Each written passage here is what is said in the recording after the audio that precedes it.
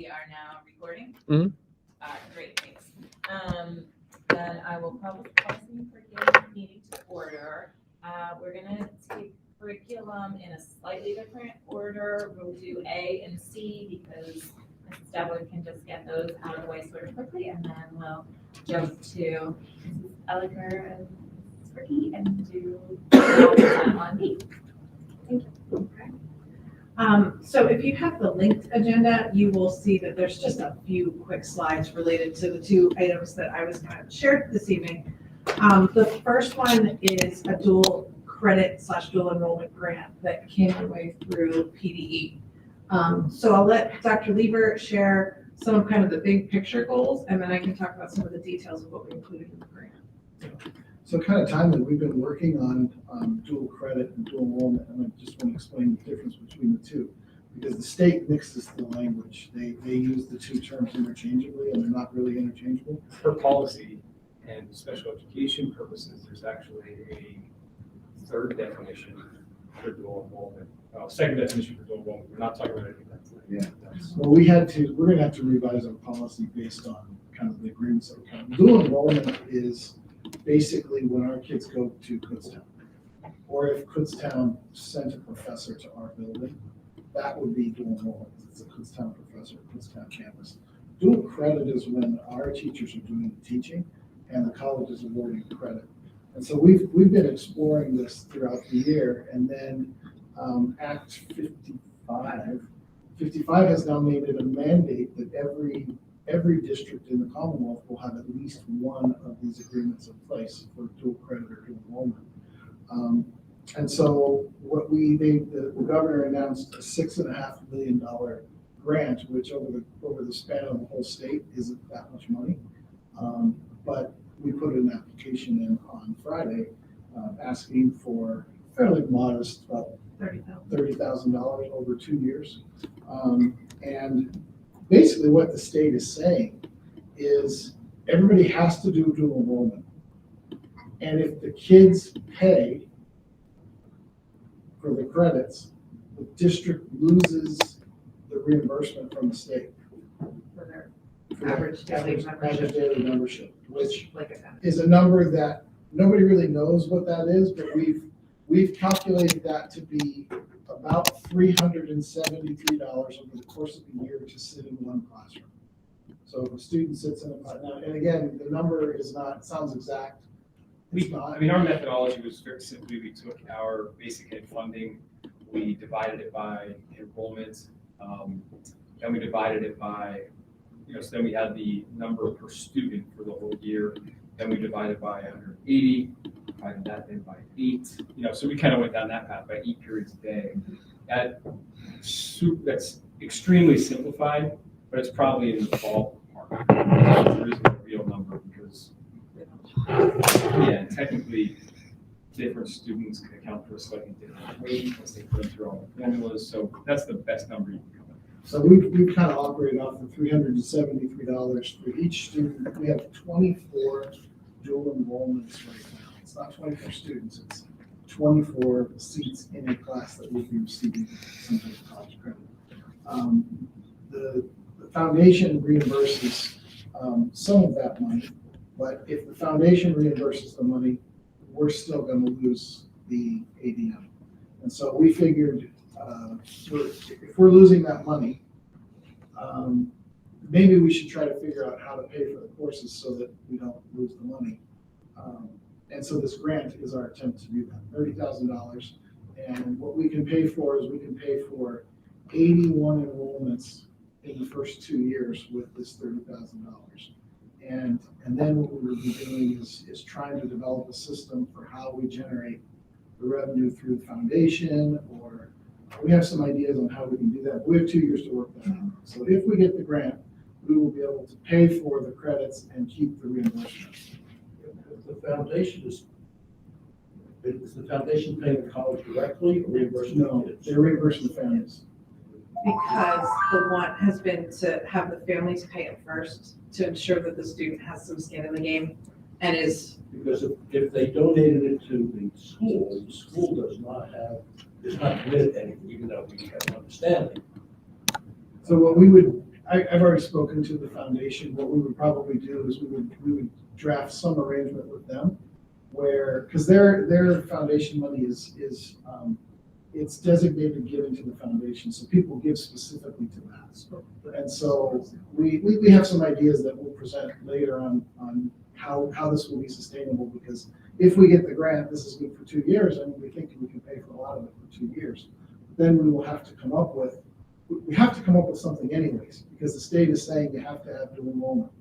And you lose if you don't pay for it, you lose the funding. So I think long-term, some of this, like is often the case when you're short-sighted or if it's just the unintended consequences. I don't believe that long-term we should lose our funding for students if they're taking a course that's delivered by our teachers. That doesn't make any sense to me. Yeah. Just, because there are teachers where it leads to the theory behind it, which makes sense, is that if our kids are going up the hill or wherever to take courses for that period, well, then we shouldn't receive funding because they weren't here. I can live with that logic, but if they're not, and they're doing it with our teachers under a dual credit arrangement, so hopefully the state will change that. that part at least. Mr. Burke. Yeah, I'm a bit confused by this because we already have a dual enrollment arrangement with KU and RAC, don't we? Correct. So doesn't that already comply with this new state mandate? It does. Yes, but the It does. grant, the reason why they put the grant funding out there is so they can offer something to districts to either start a program or improve a program. So it's really, the state requirement is really just what led to the grant being available. We're trying to leverage that grant to improve our program while figuring out these financial realities of it. But it really is not why we have the agreement. Because we're already in compliance, aren't we? But We are. but All the right, agreement, but our people still have to pay for it. Okay, so then the next question is, should we be asking for more than $30,000? So 30,000 is what we think is we can scale. So we have 4 goals. One is to increase enrollments of students. So when we look at the demographics of who's taking these courses, it's not minority students, it's not economically disadvantaged. It's a very, very, very small percentage of kids. So our target is initially that we would like to see more economically disadvantaged and first generation. So students whose parents didn't go to college, we would really like to market. Now it's going to be open to everybody, but that's the group we really want to engage in this. And so the first goal is to increase in really those 2 student groups. The second one is to expand our dual credit offerings through RAC and other community colleges, because it's the easiest one for us to do because it's based on our teachers and our kids sitting in our class. Yeah, let me jump in for a second to explain that one of the limitations we have in terms of scale is that generally for a teacher to be approved as an adjunct instructor for a university or a college, they need a master's degree in the field that they would be teaching. So if I'm a biology teacher, I could potentially only teach biology courses if I have a master's in biology. If I have a master's in instructional technology, that may knock me out of the running to be able to offer a dual credit course. So one limitation that we have maybe just with our staffing. So we've gone through our list of staff to see who has master's degrees in what field. And that was part of what allowed us to just start to consider how many courses could we even expand to in 1 year and then in 2 years. So part of our limitations just come from within, that our staff might not all be approved to be an adjunct to a faculty for a university for more courses than that. Well, yeah, the number has to be objectively based to support the request. Yeah, we went into the I'm just week wondering, thinking- is 30 enough? We went into the week thinking we were going to apply for the max of 75,000, but then when we broke the numbers, and it just didn't. Okay. And that was We an would- effort to double our numbers for next year and then double those numbers again the next year. And even with doubling each year, it would cost us 30,000. So we've also got to, how many of our kids are in dual enrollment as opposed to dual credit? Only 2. That 2. actually Most of go them to are, another yeah, most of them are course. 22 of our 24 enrollments are dual That's credit. what I was going to ask. 2 are dual enrollment. So the third goal is to expand our dual enrollment offerings with Kutztown University. We've met with them, so we'd like to see more kids availing themselves of the university. And so that we have kind of a better pathway for students who are definitely college bound. So that's the third goal, is to enhance our offerings with Kutztown University. And then by the 27-28 school year, we would like to have a pathway to where our students could graduate using dual credit mostly, but it might be a combination of dual enrollment, dual credit, to be able to graduate from high school with a high school diploma and an Associates of Arts degree. So 2 years of college. That's 27-28. So the long-term goal is to keep growing the program so that we have students, because we can put a real dollar amount on what that is. I mean, if a student has 2 years of college and are going to a state university, what does that mean? I mean, Ty, how fantastic would that be, right? Yeah. Yeah, so the long-term goal is to have, it's not that very many kids would do that, but just to have, I mean, even if students left with 1 year of college credit, or, up to almost 2 years. So those are the 4 goals that we have, that we've articulated in the grant. Back to Mr. Birch's question regarding the 30,000 being appropriate. If the goal of the state program, or the grant money, is to grow the program, and one of the things that we need are teachers that have master's degrees in that field, is that grant money something we could also be applying towards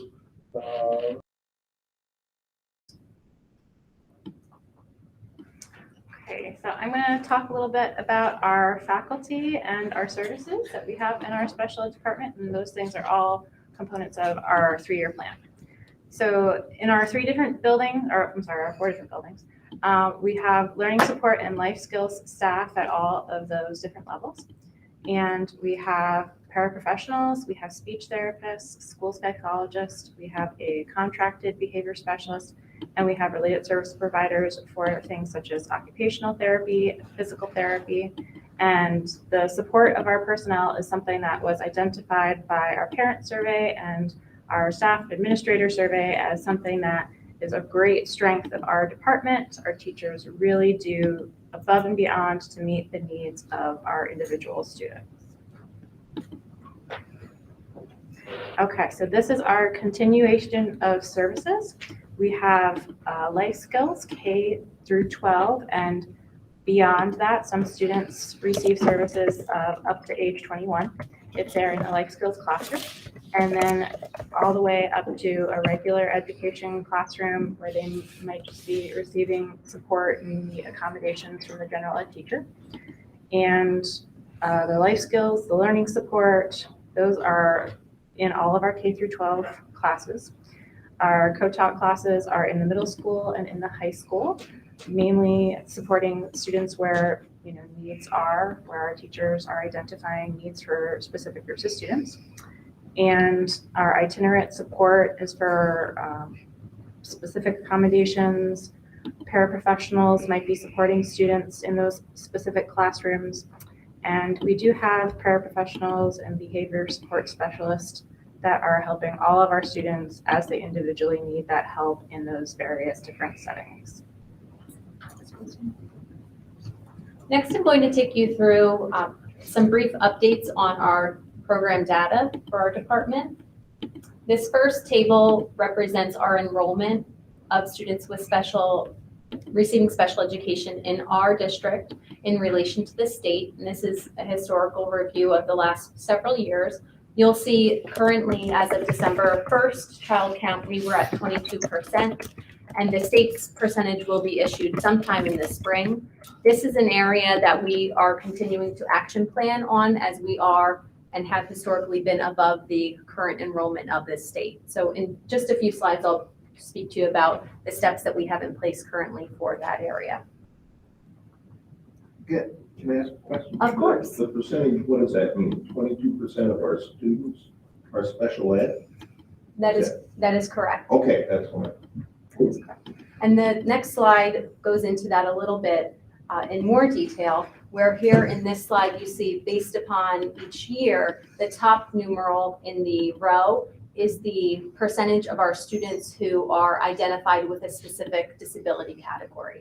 So for our committee's focus, we were looking at other health impairment as well as speech and language impairment, because those two specific categories are higher than the state. So we were really trying to focus our efforts on identifying strategies and professional development for those particular professionals within the district. The state percentage is what, around 18, 19, or is it some other number? So the last reported out percentage was 18.6. The last table that I have here to share with you is data in regards to our least restrictive environment, which really is where are our students receiving the majority of their instruction. So if you look across the table here, we have our last 4 years of historical data. And in our third and fourth column, we're looking at our students who are included in the regular education classroom for less than 40%, which again, there we are hitting the target. We have a number that's lower than where the state is. And we also have a very small number of our students who are needing to be provided programming outside of our school district itself, which is showing that we are doing well with our continuum of services, and we're able to really meet a lot of the majority of our students' needs here within the district. As a team, we were focusing our actions based upon our cyclical monitoring as well as our current percentages on that second column, which is providing a focus for increasing our percentage of our students who are in the regular education classroom 80% or more of the day. So we will again be talking about what those processes are, what the processes are that we have put in place, and we'll continue to put in place for that.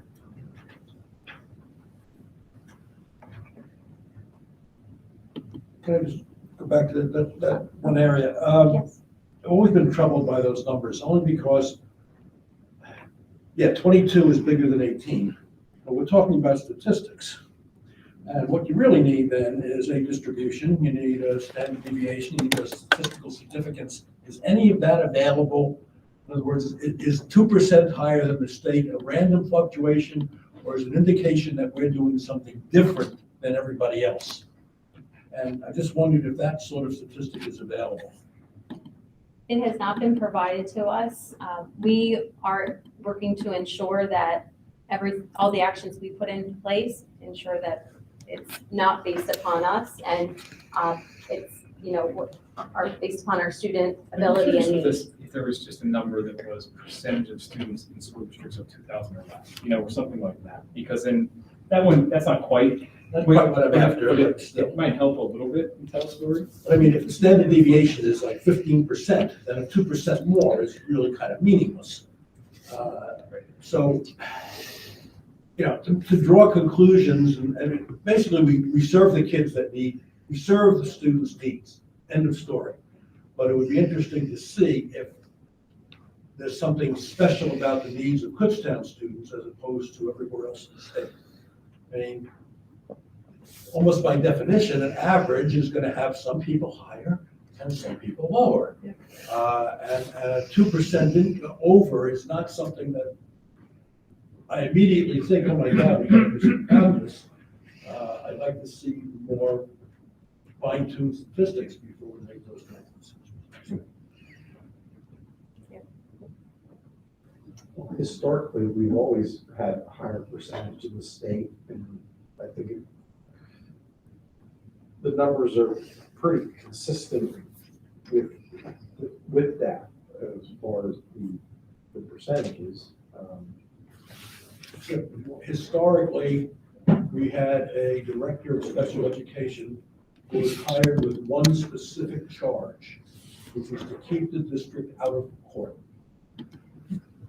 And as from that, we've done that, but that also might mean that more kids are put into the program than are denied access to the program with that particular goal in mind. And that historically has been what we've been doing. Well, it could also mean that we go the extra mile in providing services that Well, we there's would that have to do to also not end up with work. And because of that, we also have people who move into this district to take advantage of this. Because they know they will kill it for. But again, without a good statistic, it's hard to know how significant that is. I just found a few statistical reports, and I know we have kind of a statewide system that allows us to look at different metrics of some things, so. I know I'm already looking at things, it's just what I do. Yeah, I'm looking at an enrollment and low income report, like years, and it goes like this. It's not, seeing patterns Yeah. in a short amount of time. I found county by county. We're going to next talk a little bit about our strengths, and then we will follow up with our current action plan, our areas of need. So our strengths were identified both from our compliance reporting from PDE and from the surveys we sent out to parents and teachers and administrators. And like Mrs. Elliker identified, we've had historically a very, very small percentage of students who have been placed in out-of-district settings, which those are our alternative settings. And we've had very high rate of compliance with our cyclical monitoring to PDE. We have strong relationships with our district families, and we have very strong collaboration with parents and outside agencies, providing resources, providing consultation, providing recommendations to service access management and counseling services and things of that nature to parents. We do a very good job of providing professional development for our teachers, and we've really expanded this year on the support for our paraprofessionals as well.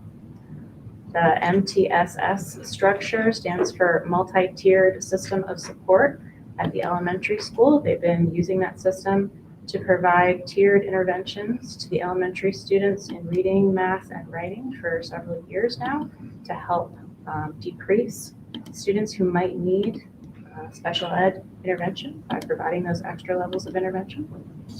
We have the Access Billing Coordinator who trains staff and helps families who would need access billing for things that they can receive state funding for. We have special, very, very good summer special ed programs. We have the extended school year program. We have summer reading programs. We have summer work programs here at the high school. And many of our teachers and paraprofessionals reported that they feel very strong support from administration when it comes to special education needs. And our parents responded that they felt very favorably when it comes to scheduling special education meetings, that they felt that they were very well heard by teachers when it comes to understanding their children's needs, and just general special education programming was favorable. Kristen? I'm next going to talk through the areas of need that came out of our cyclical monitoring, which occurred in 2021. Cyclical monitoring happens every 6 years.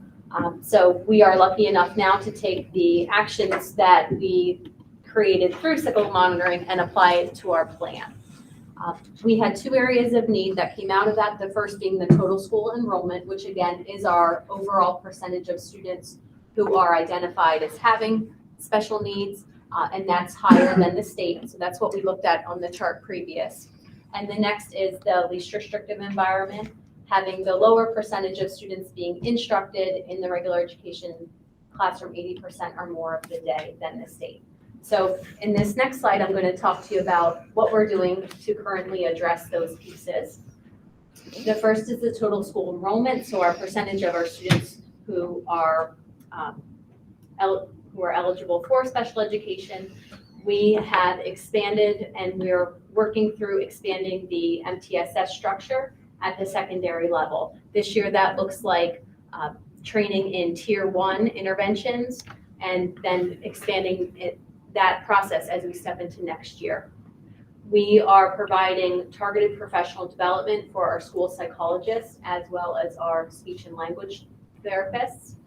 We have updated exit criteria for specific special education interventions. We have implemented research-based interventions since cyclical monitoring, including Orton-Gillingham and Math 180. And we've continued to provide professional development, including early reading skill builder, early literacy skill builder, Orton-Gillingham, Math 180, and Systems 44 coaching. In addition, the second action plan that we put in place was for least restrictive environment. And that again is to increase our students' inclusion opportunities in the regular education setting.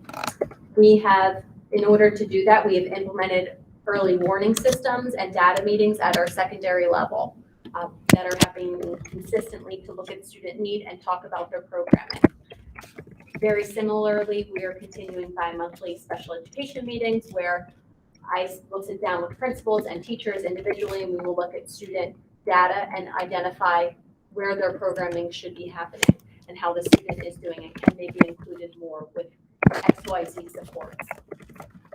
We are reviewing and updating the MTSS implementation at the elementary level, as well as we have trained 2 of our teachers to be safety care trainers.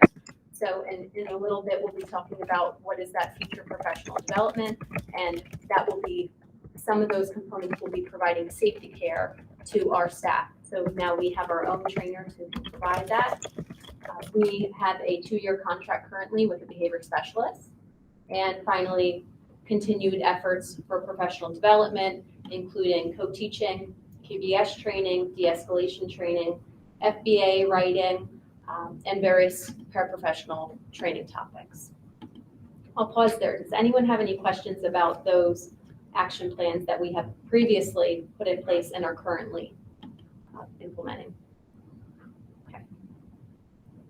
The next and last part of the plan and of our presentation tonight is really a quick overview of the professional development that we will be mapping out to provide over the course of the next 3 years for the staff here within the district. So within the plan, you need to identify 7 areas for professional development. The first that we will talk through is autism. I see you whispering and looking my way. Oh, no. It was the conversation we had. I was briefing her. The first is autism. Over the course of the next 3 years, we will be continuing our cohort co-teaching training, which will be fostering the relationship between our special education teacher and regular education teacher who are providing co-teaching. Currently, that's taking place at our middle school and our high school level. Our goal is to have co-teaching offered K through 12 as needed throughout the district. In addition, we will continue to provide inclusive practices professional development, as well as a session related to understanding autism and strategies to build success for students with autism through our best practices fair in the upcoming years. The next section that's included within the plan is parent training, and our district has offered various parent trainings, and we've received their feedback through our perceptual survey to identify what are the areas that we will provide in this upcoming year. Some of the topics will include autism, positive behavior supports, transition, IEP, timelines, as well as other transition-related. I think I might have mentioned that. Twice. Transition topics. And the other piece that we will also be partnering with the IU to offer will be the local task force. It's an initiative that the IU offers to parents of all of the districts in the community, and it allows for networking as well as training for families and supports. The next professional development targeted area that's within the plan is the positive behavior support. Within the district, in each building, we have a crisis team. The crisis team includes typically the principal, at least one or multiple special education teachers, a few paraprofessionals, and possibly some support staff. We always have our crisis team certified and actively certified in QBS safety care. And in addition, we would have any paraprofessionals who are supporting students who have higher behavioral needs also certified in QBS safety care. The The initial certification is 2 days, the recertification is 1 day. And we ensure that we always have a group who is certified within a building. So we have that within the plan. In addition, we will be providing de-escalation professional development to all staff, regular education, special education support staff, etc., over the course of the next 3 years. We will also be doing a review and an update of our social and emotional curriculum for our special education students, starting in this upcoming year, and likely bringing in additional resources for that group of students. And finally, the last component that we included on here was a specific PD related to social, emotional, and behavioral supports for, again, all staff who are working with our students, not just our special education teachers. We are also going to offer for our special ed staff IEP development training, how to have a legally defensible IEP, training on what are best practices, should your IEP need to be reviewed for any reason, should we ever have to go into process, we want it to be legally defensible, so what are the best ways to write the IEP in that manner. And reevaluation report development, same concept with that training. And going through our special education paperwork review, what are the best practices for timelines, all of those necessary things that we need to be cognizant of as a department. Training on what is the difference between accommodations and specially designed instruction. That's something for our special education staff. And professional development on the differences between Section 504, which would develop a 504 plan, and IDEA, which develops an IEP, so 2 different types of documents. The next section within the professional development is paraprofessionals. And again, for our paraprofessionals, as I noted before, we often will have paraprofessionals working on our crisis team, so we will be providing them with that QBS safety care. In addition, we have, as Kristen mentioned earlier, we have increased the robust professional development opportunities that we are providing here within our district. This current year, we're going to continue that and expand upon that as we step into this upcoming year. The BCIU has done an outstanding job to partner with us to provide many sessions on PLC days as well as during our in-service, and we will continue to do that in this upcoming year. And finally, the last piece that is listed there is role-specific training and collaboration. Through our PLCs, we will have the opportunity for our special education teachers to be able to train and collaborate with our paraprofessionals to allow them to gain skill and be as effective as possible in the classroom when supporting our students. The next piece that's within the PD section is a PD related to transition. So we will be providing our grades 6 through 12 special education teachers with transition planning related to student path of graduation. For our elementary special education teachers, we will be providing an overview of the transition plan, which is included within the IEP. At each year, we have our transition coordinator, Erin Tenney, attend regular meetings at BCIU for Transition Coordinator Council, and she then will come back on a quarterly basis and provide that training and those updates to our team. And finally, the last piece that we have there in that section is the offering of transition-related training for our families. The last section that we have, thank you for staying with me, I know those were lengthy, is the science of literacy trainings. So the first piece is an audit of our special education reading interventions that we're currently doing. We're actually starting that this spring, where we're going to do a deep dive of one of our secondary interventions, and we're going to continue to look at our interventions K through 12 to ensure that we have what's necessary for our students to make effective gains. We also are going to be sending 4 of our elementary learning support teachers to a Orton Gillingham morphology session in the upcoming year to, again, bring back further strategies and tools to support their learners at the elementary level. And we will be continuing, as we noted earlier, our professional development related to MTSS, as well as allowing for our teachers who are providing interventions, similar-based interventions, to collaborate and look at data and talk about best practices during PLC. And the last piece that's on there is related to structured literacy, which is actually a state initiative that we have to take on in this next upcoming year. So we will be identifying a time where our special education teachers as well as regular education teachers can work together on that. So the last I want to leave you with, last information, is just in relation to what are the next steps for our plan. We will be, Melissa Devlin and I have to sit down and look at the PD and map out the specific hours for the upcoming year.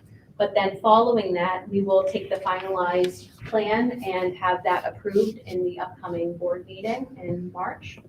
And after it is approved, it will sit for a 30-day public view, and then we will submit it to PDE at the beginning of May. I'll pause there. I first just want to thank you for your attention and for the questions and a few comments that you had, but does anyone have any further questions at this time? Well, thank you for your attention. We appreciate it. Thank Thank you. Thank you.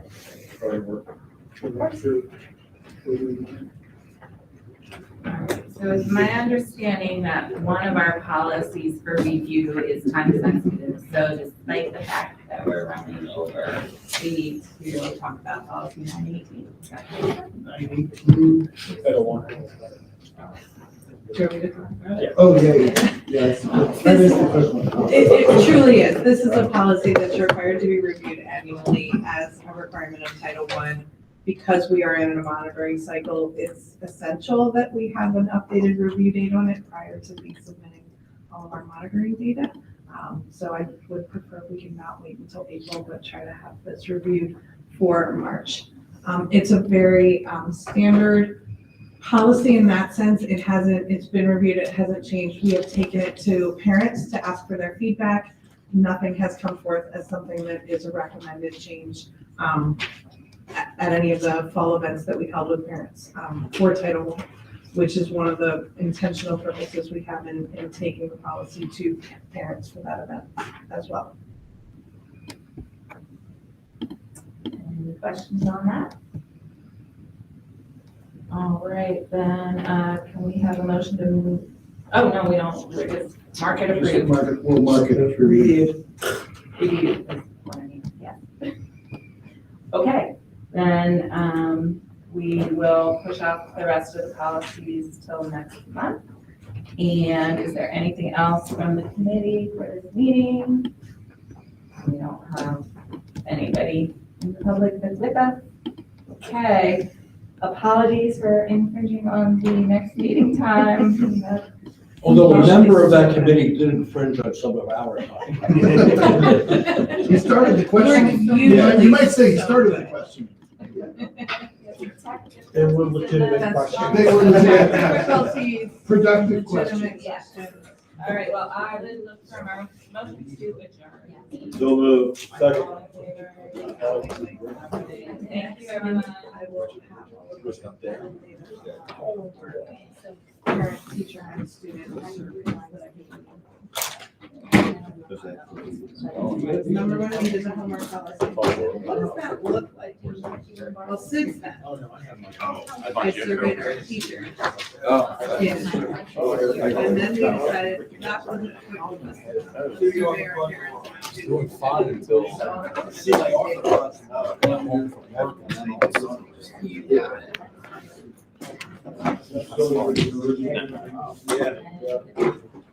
These are. I can't wait to hear this. It did. It has to clarify. Sure. Oh, boy.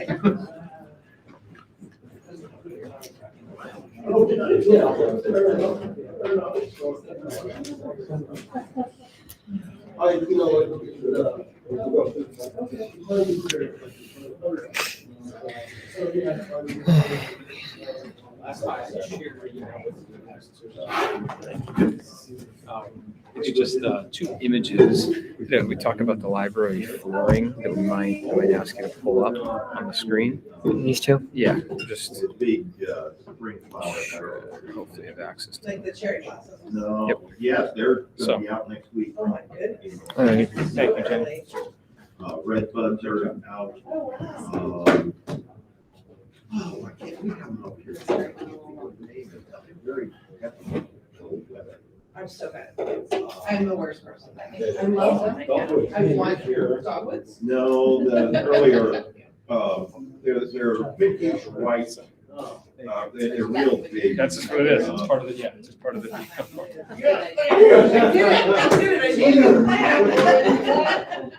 Magnolias. Magnolias, okay. They're actually past mine. Now, whether they got hit by a frost, I don't know, but they're starting, Thanks, Jen. they're starting to actually fall and. Wow, it is really early for that. Oh, my gosh. Steve.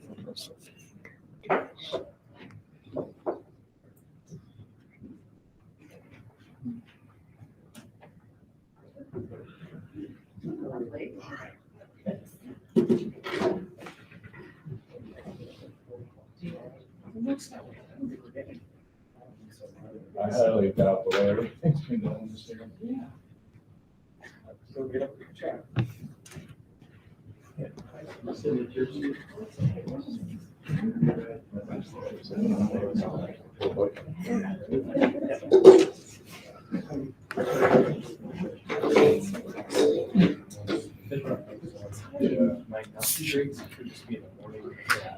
So we're not recording, right? Or I didn't stop it. I didn't stop it in between.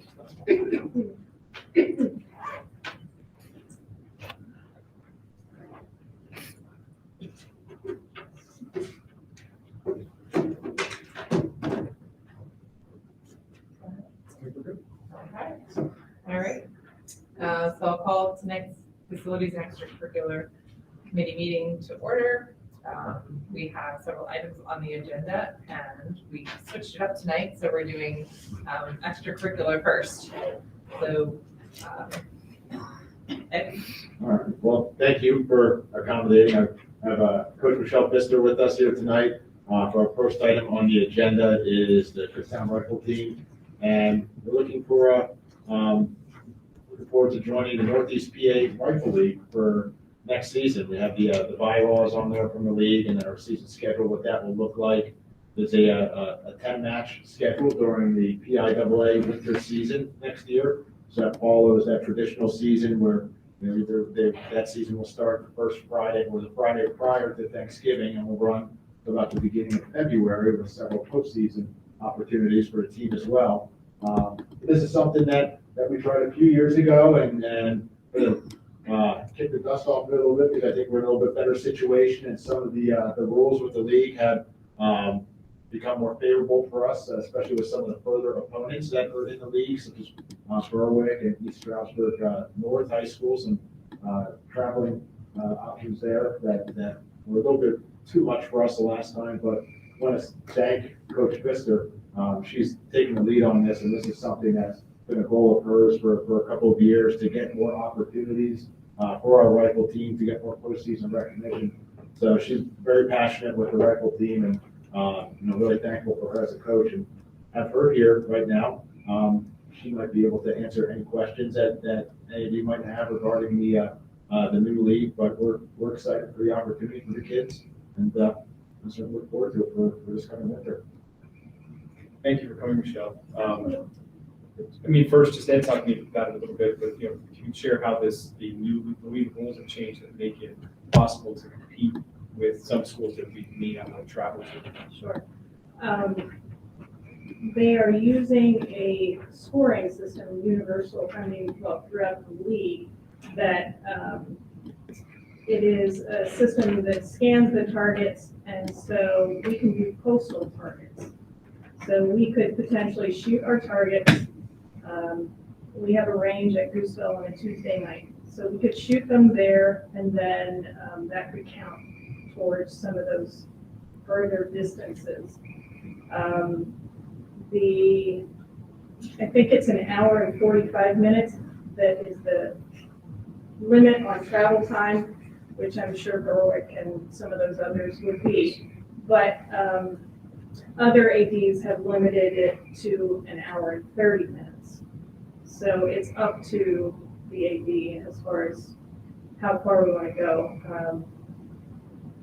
Driving the vans, I don't mind going to Freedom and Liberty and Salisbury and those, but the further ones, some of the schools I've been informed, like UMass, they'll travel to all of them. So I don't mind traveling. It would be nice to see the other ranges, but would request a bus for those. Just because of coaching, I'd like to focus on the kids and, all the travel and stuff that run into that. So I think it's a good opportunity for the team and to keep the club team going as well, because of our situation with only one night a week at a range. We're limited in getting the kids started. So most of the kids that start with us, pretty much our season goes year round for the league, the Lehigh Valley Pro League. So they usually stay with us. The only thing, all matches start at 3:30 for the PIAA league. So students would be getting out early because we would have to get there on time. Could that be limited though, if we don't have to travel, just go to the school? Like, could you, Yes, anytime that evening, you could shoot and they wouldn't have to miss as much school? correct. We could shoot potentially all 3 matches of our, those further ones in one night.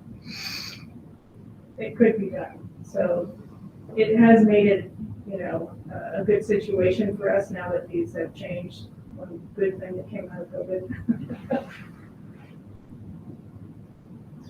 Do both schools have to agree that there's no travel involved and you use the alternative scoring method, or how does that work? Yes, it's between both athletic directors. Okay. And pretty much I've heard that, from speaking to the other coaches, that, the further ones don't really want to travel in the first place, so it's to our benefit.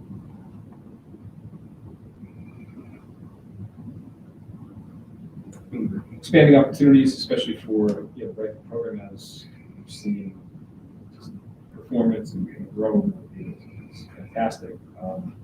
I guess question was like where the ballpark of additional costs, for expanding the schedule. I'm not sure how much yet, but a chance to look at that. Yeah, well, depending on the amount of bus trips that we're taking, because of the rifle team has traditionally used vans for all their things, but we would go to a Strasburg, North, or Berwick. We've had several occasions where we have provided the bus for the rifle team in the past. Certainly we just didn't have the vans available, and it kind of forced us to get a bus to help them out. So as far as the transportation cost, I do have some money that's built into that where we can kind of take on some of those extra costs there. Coach Lister and I will look at the increased cost for supplies throughout the season, since we will be shooting more matches. We'll take a look at ammunition and targets, and we get that annual Friends of the NRA grant every year, which is very beneficial to our program. So I think it's definitely something that we'll be able to easily afford. The program that's used for scoring is called the Orion, and really it is a scanner. That's all it is, and you pay, I think it's $150 a year for the license. So it's not, a huge expense.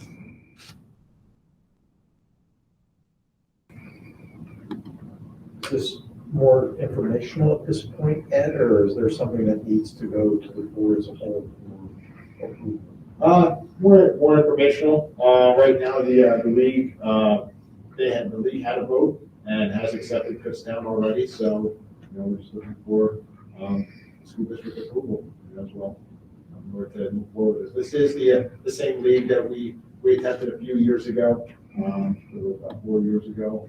We tried it, and just for transportation reasons and some other reasons, it didn't quite fit what we were doing at the time. But now the technology that is available now, or we can certainly have some more accommodations with our matches, gives us a some better footing now to really get a hold of this league and be a competing member.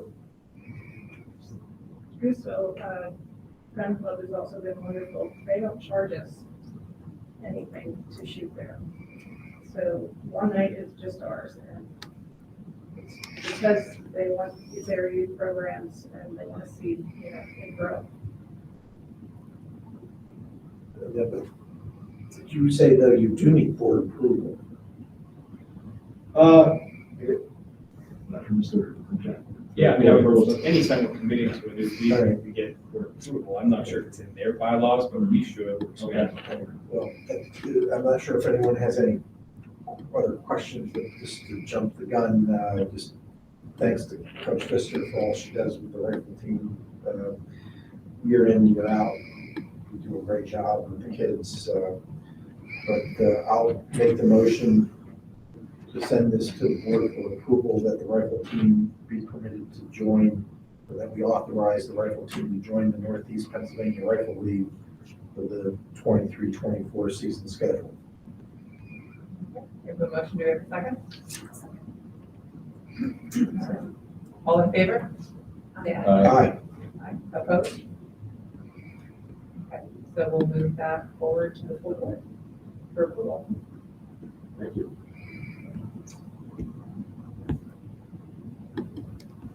All right, thank you for your time tonight, Mr. And again, echoing Randy's comments for all that you do for the team. All right, the next item on the agenda is the St. Luke's Sports Medicine Agreement. This is an informational item. I mean, it would be the new agreement, so we would be moving into the board. I'm not sure if we have it quite in that place yet, so there's a few small details. But if we can get, an agreement in principle from the committee, that'll make things more efficient. But let's talk about the agreement first and see where the agreement goes. So we began our partnership with St. Luke's, the 18-19 school year, and that was an original 5-year contract, and 5 years is up. So St. Luke's is brought an agreement renewal to us. This one has started out with another 5-year term with an additional 2 years to increase it to after that if we choose to. So it's going to kind of go over some of the main points of the agreement for you here tonight. So 3 basic topics here in their new agreement. Obviously, the athletic training and physician services that they've always provided to our student athletes here in the school district, community-based services and programs, and health education services that they have in the agreement. So as far as the athletic training and physician services, a lot of it stays the same. 2 athletic trainers here for the Kutztown area school district to care for and treat our student athletes. But take notice in the agreement, though, they call it 1.5, which is the current status quo as well. So it's 2 people that are here,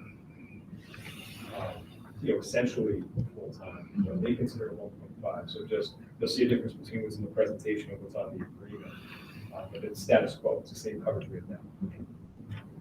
And so we continue to have access to primary care sports medicine physician and sports fellowship trained orthopedic surgeons and other specialists.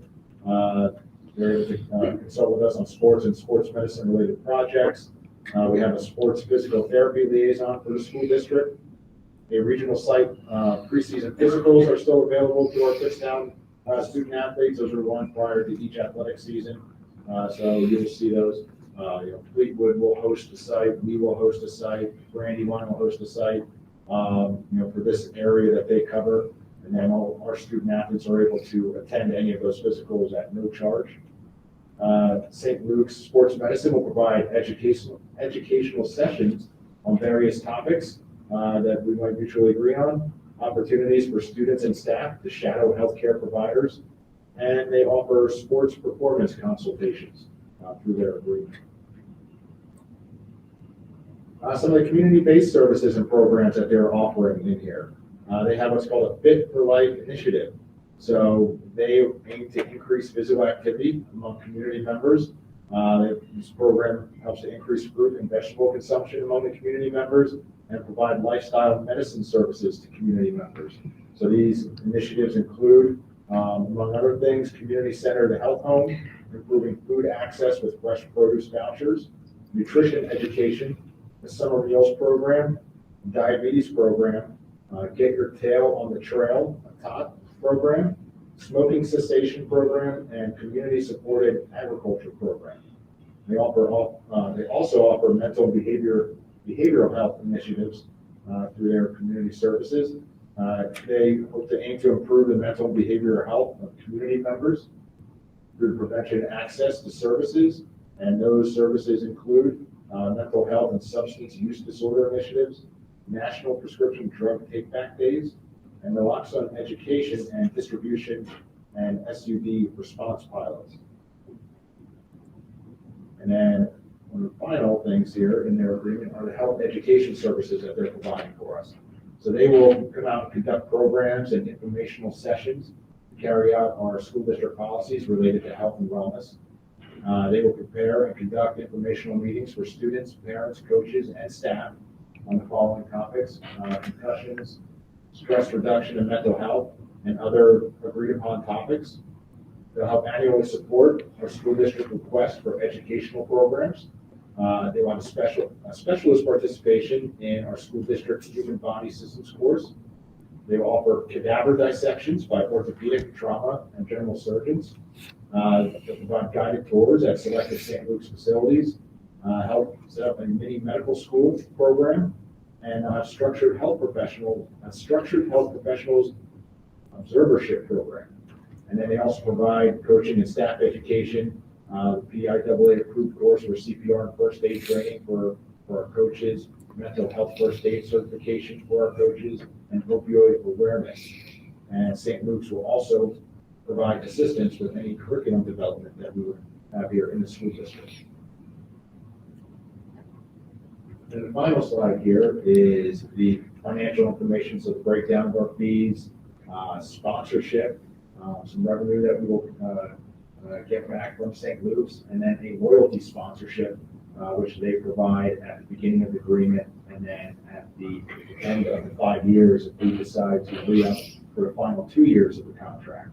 So you can see the annual fees, they gradually increase over the course of the next 7 years, as does the sponsorship. The first 3 years, they will sponsor back to the Kutztown School District $10,000 in the first 3 years, and then $12,500 in the final 4 years per year in the contract. And then for their loyalty sponsorship, we agreed to sign on at the beginning of next school year. They'll provide an additional $25,000 to the school district. And then at the end of year 5, so prior to the start of year 6, the 28-29 school year, they'll again provide another $25,000 loyalty sponsorship back to the school district. So when you take a look at the annual fees that we will incur, you include the sponsorship and the loyalty sponsorship. Over the course of 7 years, it comes out to just a little over $23,000 a year that we would be paying for continuing athletic training and sports medicine services through St. Luke's.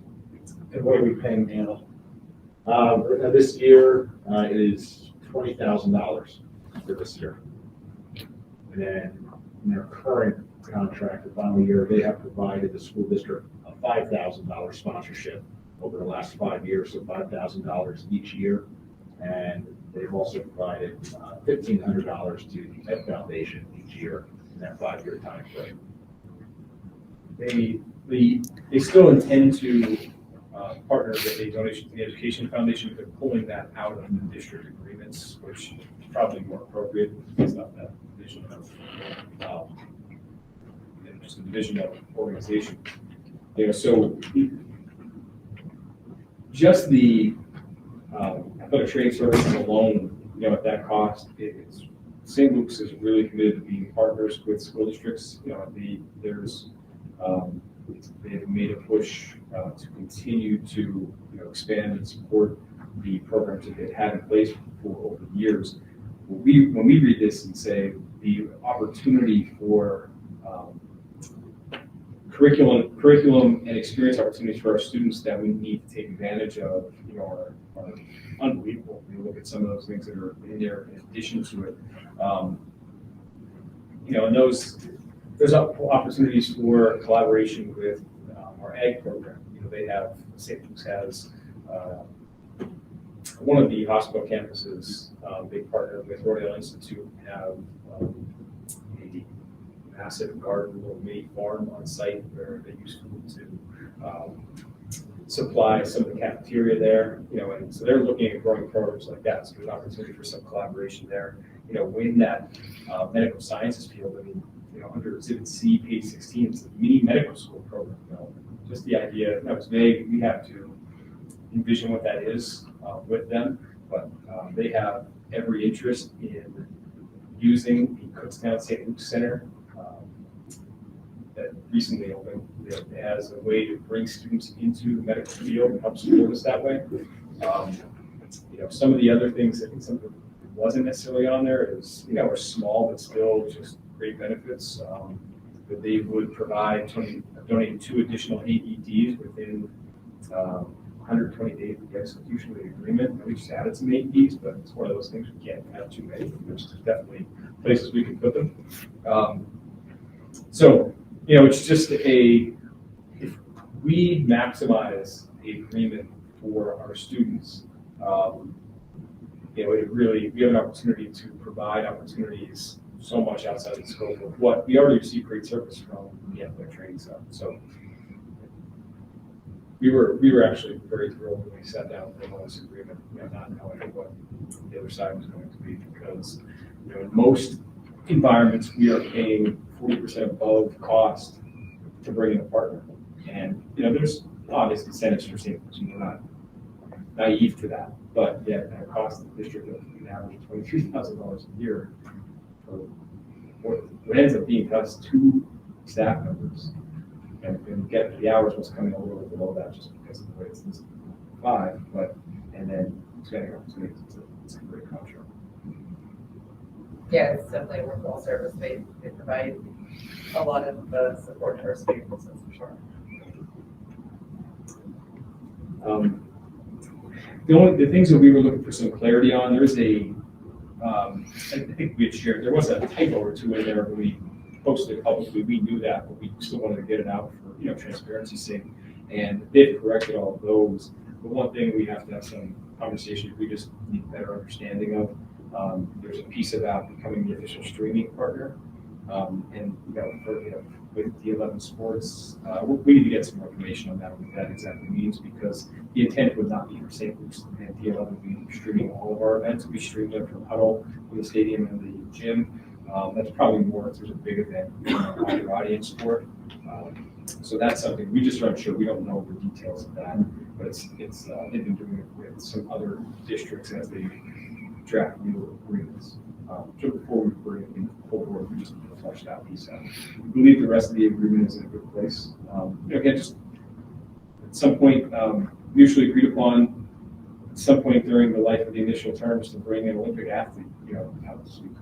Just, there's some of them are smaller instances, but yet just opportunities to take cadaver labs annually, or opportunity to bring human cadavers into the school setting for students that are interested in participating in a dissection with the St. Luke's doctor. So. Do you think as part of this, focusing a little bit more on nutrition for athletes is something that they could provide to some of the teams? I think that's something that could provide a lot of benefit to our students, because the line in there is the sports nutrition and sports psychology series. St. Luke's Sports Medicine Clinical Nutrition Department shall provide upon request up to 4 mutually agreed upon presentations per year to student athletes and or the general student body. So there was developed schedule events and work collaboratively, promote and advertise to the organizations. So that is expressively a part of it. I read that. I feel like that's something that maybe we could incorporate. I hear a lot about I'm going to play sports, so I think this week, right? And that's where the injuries come. And it's not a healthy way to approach things. So I feel like that's a kind of a theme that I hear through some circles of kids, so I think benefits of pursuing some of that.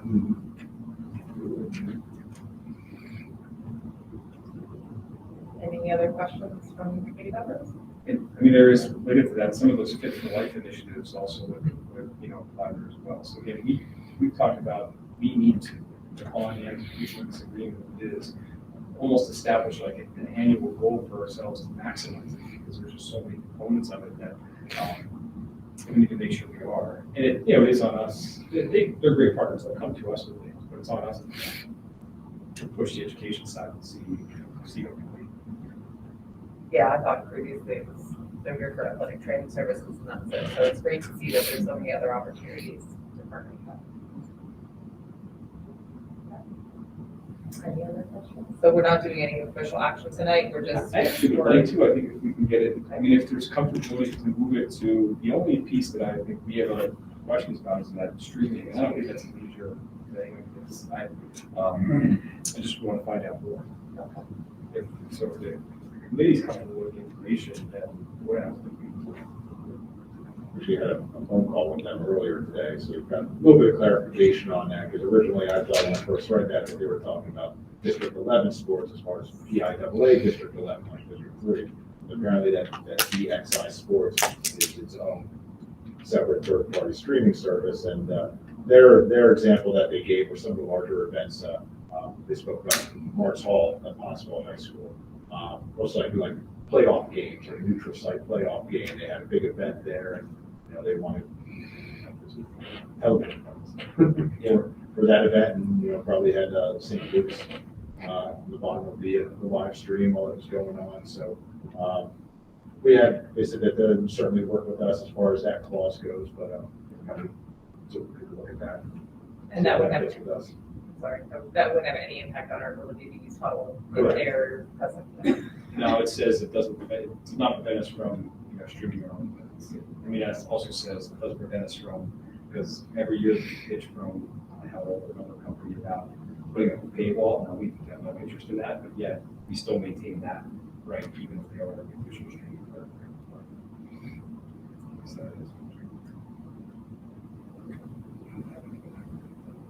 So we I propose it sounds like you want a motion that we can move this to the full board, that following full clarification and comfort from the administration. And legal review will send And over legal to we can send over to our who's as well.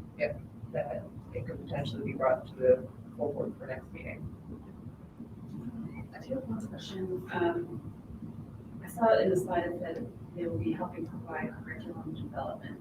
Are they going to be involved in helping with the existing curriculum, or is this like we're talking about them adding to like the cadaver stuff and like? They leave it vague because it's at our request. Okay. So it's really what we want their help with. So they're not inserting where? No, they have Okay. no. It's only at our request.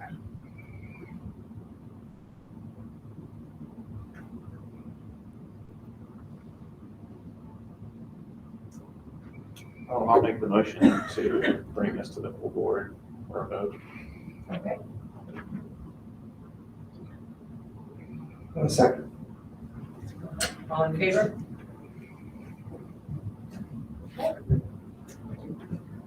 Thank you. I definitely look forward to seeing what else we can foster out of that contract, because there's definitely a lot more there than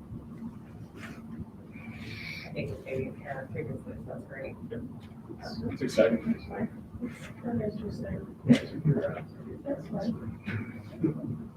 All right, next on the agenda is the winter sports wrap-up.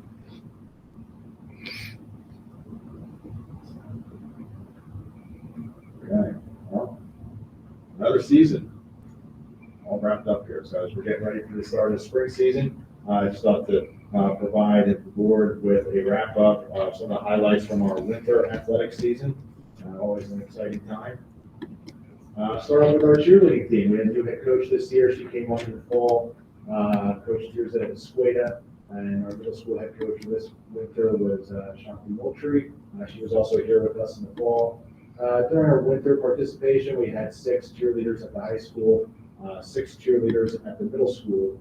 And speaking with our coaches, they're already preparing for fall tryouts. There's summer camp opportunities for the girls, and also partnering with some of our youth programs, the KB Cougars and our MAC Club, to start looking at providing some opportunities working with them throughout the summer as well to help build numbers at that level.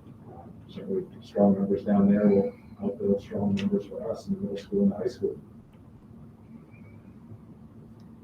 Next, our unified bocce team. So this was our 3rd year already with our unified bocce team. Our head coach, once again, is Danielle Berger. With our assistant coach, Aaron Penny. We had 16 participants in the high school this year. So that's up from 3 from last year. So each year we're gradually growing a little bit more, which is great to see.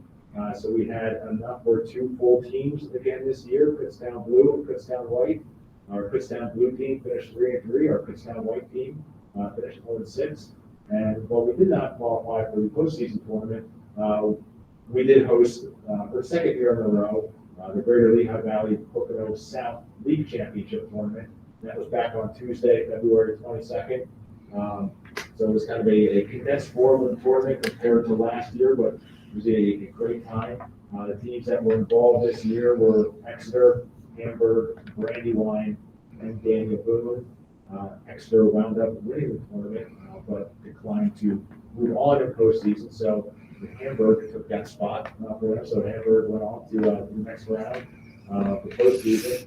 But what was great about that is that our entire team, our entire roster of kids and our coaches were here the entire time, just providing some great help for that tournament, and really put on a good show for everybody there. Great host, so it was great to have it. And hopefully, if we're able to do that year after year, I think that we do a great job with that. Our coaches do a great job with that. Our kids were excited, even though they weren't competing.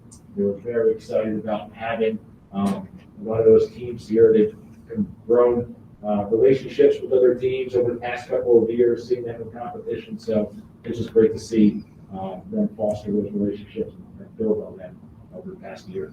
My preparation for the event moved into the classroom, as a couple days prior, the professor, Mrs. Berger, was working with a member of the team to prepare just some of the informational items for other teams, in addition to like a little snack bag.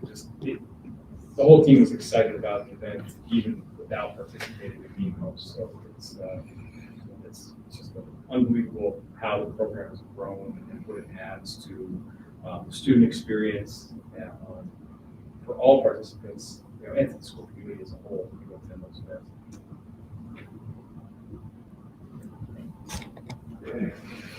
Our next program is our swimming program. So this year our head volunteer coach is Andrew Rumble. We've had several volunteer assistant coaches, Beth Rumble, Peter Klaus, Ralph Begley, Michelle Begley, Chris Galley, and Abby Galley. So we had 5 swimming participants this year. All upperclassmen: Gabriel Klaus, our elder statesman, a junior, Charles Rumble, a sophomore, and Alex Klaus, David Begley, and Rhiannon Galley, all freshmen this year. And some postseason information. So at the District 3 2A championship meet at Cumberland Valley High School, we had some great showings by our swimmers. Gabriel Klaus finished in 10th place in the 200 individual medley, and finished in 8th place in the 100 butterfly, which earned him a District 3 medal.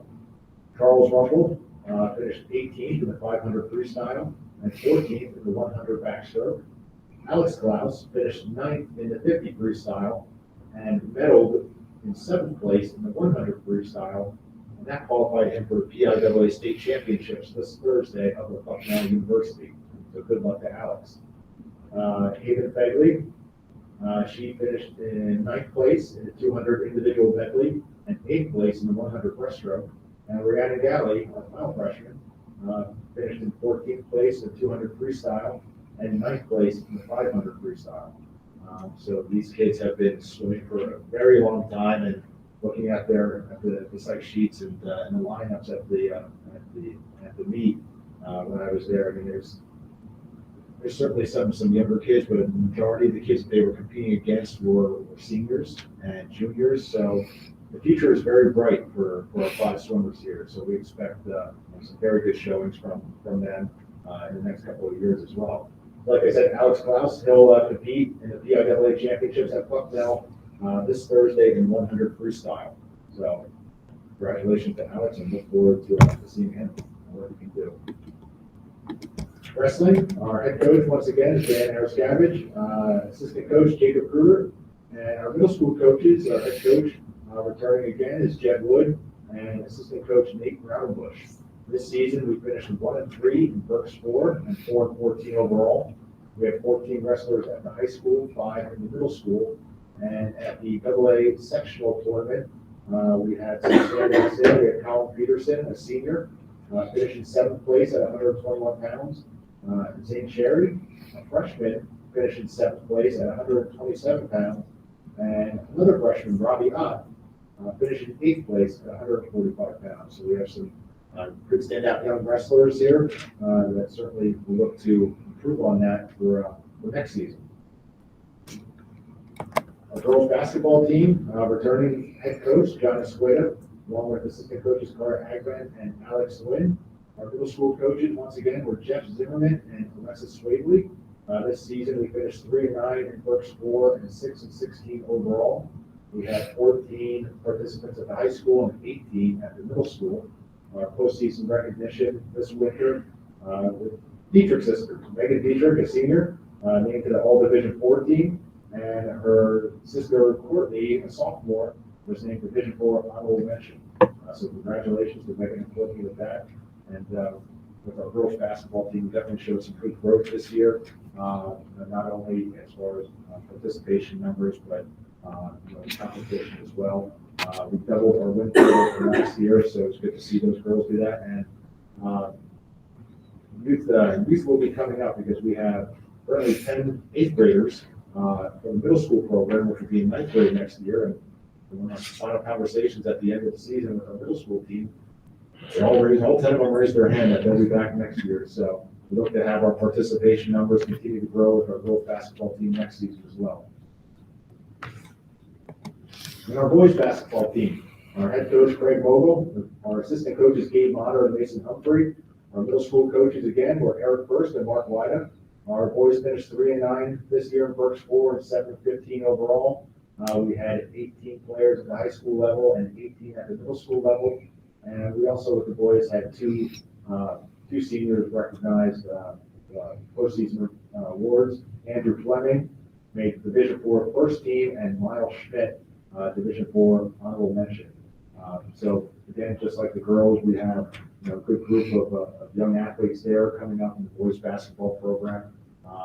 We have quite a few competitive games at the high school level. But our JV program with our boys basketball team, they were very exciting to watch this year too. So looking forward to what our boys can do with the program next year and what our coaches can do as well. But that's the wrap up for our winter sports. And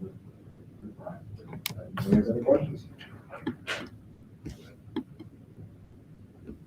Any questions? All right, thank you for all that detail and good luck to all the spring sports teams. That was a wonderful. Yeah. Makes me miss some of the indoor sports. For the first few weeks of Always spring 70 season. degrees in winter. Yeah, definitely. All right, so we'll move on to facilities. The first item was for the library. We have 2 items. One is the doors and the second is for the flooring. So I think, for the doors, I think before we get too far into the details of it, I mean, there's been a couple questions that came out of the last meeting. Some are details and some were more kind of high level sort of theory around the doors. As we kind of look at what we want to do, looking for some upgrades in the library, one of the areas that's been relatively untouched. Door providing access, ADA access, was brought up. There's a couple ways to look at that, of course. Because anytime we look at access, we want to provide access in any way we can. that being said, you can go around the building and find other areas that is not that type of access to. So, we can look for alternate means of access, which means doors are open more often, et cetera. We could have a theory of trying to go through the buildings and providing access to those larger spaces, over time. Or it's unrealistic to go and provide that type of access all in one shot. That's just, so, I think there is that first kind of theory standpoint of, is this because you could just take the building, one, we don't have exterior access like that, that we don't. Now, secure entrances, that gets a little funny anyway, because you do have somebody monitoring entrance during the school, the school day for sure, and lock doors a lot of the other times. You can very easily just say auditorium, gym, cafeteria, right? But your large spaces, none of those have an access for that nature either. So, before we get into details, just to, is it something that we do not want to start doing as a process, or is it something that we want to start doing before we kind of get back to the details? Yeah, I mean, I think budget-wise, that's where I also back to is, where are we relative to all of the capital items that we talked about this year and future years, like where, priority-wise, where would you see this fitting? Again, I brought it up, that's really as part of the feasibility study. I mean, they went through every building and looked at it, and this building really has the most limitations when it comes to wheelchair accessible and handicap accessible through bathrooms, many doors. Again, this does have we have the 2 elevators, in both schools. But that was just something. So again, just bringing it up as it comes, as we now tackle projects. Might have been something that was on the auditorium, as part of that project, if we would have had that feasibility study prior to that. So again, it's all those things and how it gets used. A lot of times, again, and I can't speak for it, maybe Jenny would have been better to speak on some of the challenges that her students have. But allowing students to roam the halls in their wheelchairs puts doors in their way. So again, I'm just bringing this up as part of, as we look to renovate this space. Are we talking about this set of doors here? This would be a set of doors. I found one major problem with this proposal here. They have, according to their little schematic, a 10-foot wide opening. That's only 8 feet. You can't put a door in there that's going to be ADA compliant in that 8 foot. It would do away with the side glass. You're still not going to have the clearances you need for ADA requirements. Okay, we got to look back through that then. Because you're going to have to have a 36-inch wide door. 32 is ADA compliant. There's a lot of detail you got to look at, because 32 is acceptable in some areas, and then 36 is you have to have, and most places require 36 too. Well, again, it's ADA says 32, and again, that's how we go. So, yeah, we can go and look at that again. This is just, again, ballpark. This was asked for a ballpark number to start with to where we go. So the genesis of this was from the feasibility report? Well, so pre-reports. Well, as opposed to us having an incident of, we know students are not able to get access to the library By themselves.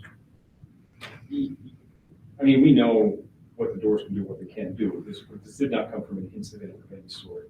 It's that anytime that people are looking at the buildings, and specifically in that process, they can go through every area and say, well, here's a part that is not fully ADA compliant. This is a part that's not fully ADA compliant. Something like this that is in this continuous almost stage of small renovation is what it feels like. Anytime we touch one, that's something that's going to come up potentially. So yes, as a part of that was because one of the pieces of that is a document that says if we were to renovate current buildings and just bring them up to the modern standard and code, these are the things we would do, and you're going to find kind of ADA pieces all over that. So this was one of those areas that was identified. So as Richard started kind of exploring things about carpet and other things here, naturally leads him to the doorway that is listed. So if we were to add the word, would that then put us under an obligation to do other areas in the high school then? I don't believe so. Not inherently, it's really, I mean, technically, we're not under requirements to do this, Right. you know, because we're not doing we're doing a facelift in here. Okay? It's part of the, let's explore this, because we paid somebody to come in and assess our buildings. So that's why we brought this up. When are we gonna see that feasibility study? so, I mean, we can soon. It is, you know,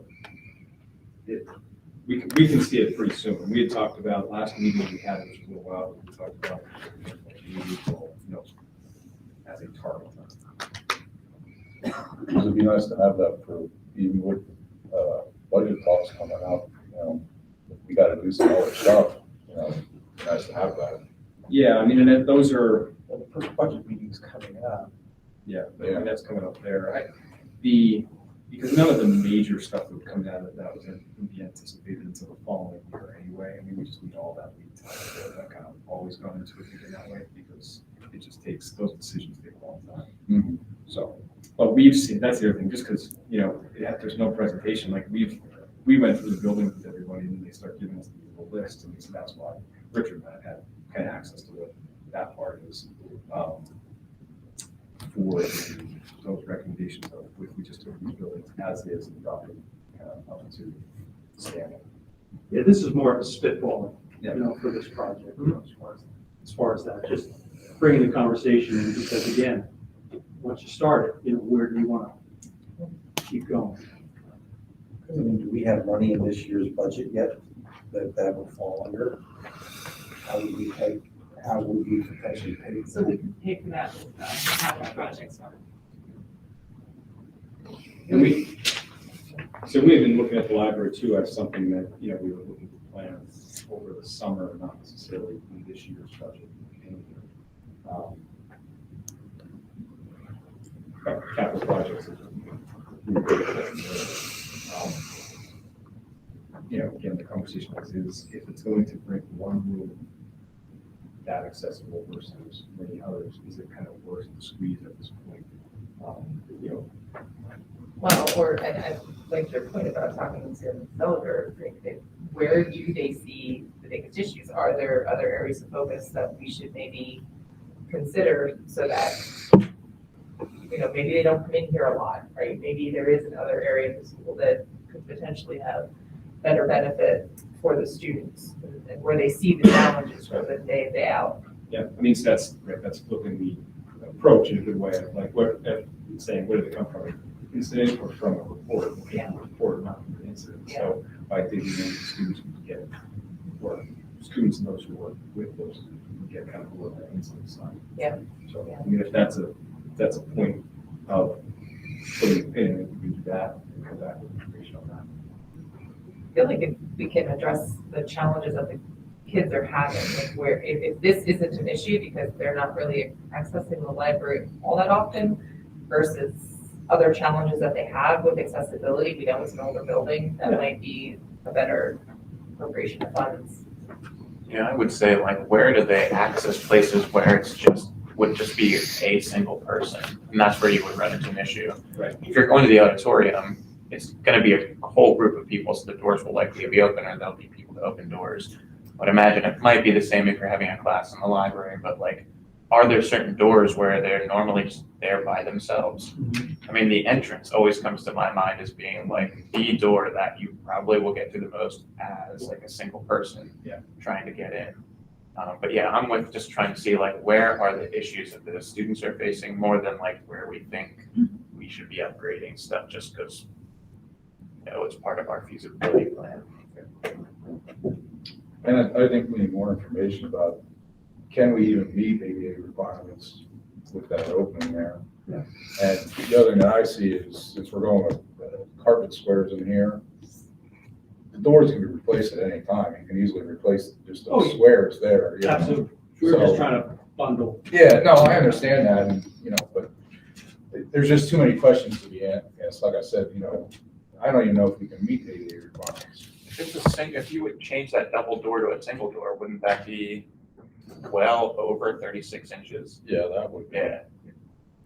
Well, it does look like 32 is the ADA requirement. Yeah, but there's also with being inset in a hallway, alcove kind of thing, there's a lot of different requirements on this that need to be looked at. Well, yeah, apparently there's an 80-inch height. Yeah, and there's also clearances on each side for your being able to open the door and push the door as well too. It's 18 and 12 inches.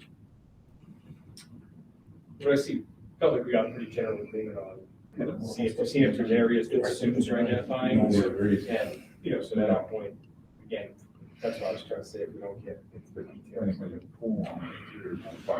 So if that's the case, we can probably write something there. You have any idea when we discussed it with, just again, Bill got it, it would be actually offset, it wouldn't be equal side doors. So that's not what's on this spec now. Right, matched. Yeah, he has 36 and 36 in the doors. Star Wars doors that just go into the wall. I'll tell you, they can do anything. They're like 120,000. Yeah. Is it into the block wall? It could be done. Okay, we'll look at that. Thank you. And then the flooring, I know the last question we had was about whether or not there was what was underneath. Yes, and that was, again, the HERA, the Asbestos Radiation Act of 1988, that there was a inspection across the entire district at that time, and there was asbestos in every building. So that was done. This is the building that's still has remaining bits because of the way the construction and renovations have been done. It's been spotty. So there is nothing under this carpet here. It is in this back room over there, which is on that last thing that we had approved on last Monday. But yeah, there's nothing. Okay, that was the question for the last one, was this tested? Would we run into any additional costs with the library? Okay. We do have some images of the potential carpet design that I can put up on the screen.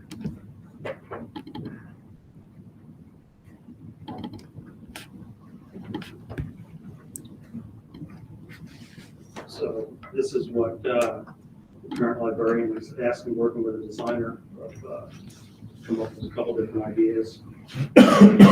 That rear portion that's in brown, that's actually LVT. It's a no wax vinyl floor, luxury vinyl tile. And then the blue and the gray this side is actually carpet. Would that be a glue down or is that a glue down? The vinyl. The LVT, I believe, is glue down. Glue down. We're meeting tomorrow again, coming back to verify these and bring some samples. Why would we differentiate material from one place to another? In the area or the, Yeah, I'm just curious, like why would we do vinyl back there versus carpet up here? I would think most of your foot traffic's gonna be here. Wouldn't vinyl hold up better? she's looking to change that area, looking to do a coffee bar area, food service. And then there's other in the back area. There's actually what's called maker space, and some other items that they have going on. Trying to differentiate The area, space, the okay. space. You see, she already moved the distribution desk, relocated that. That's the old one that's in the center. They just kind of shifted it over here to the side.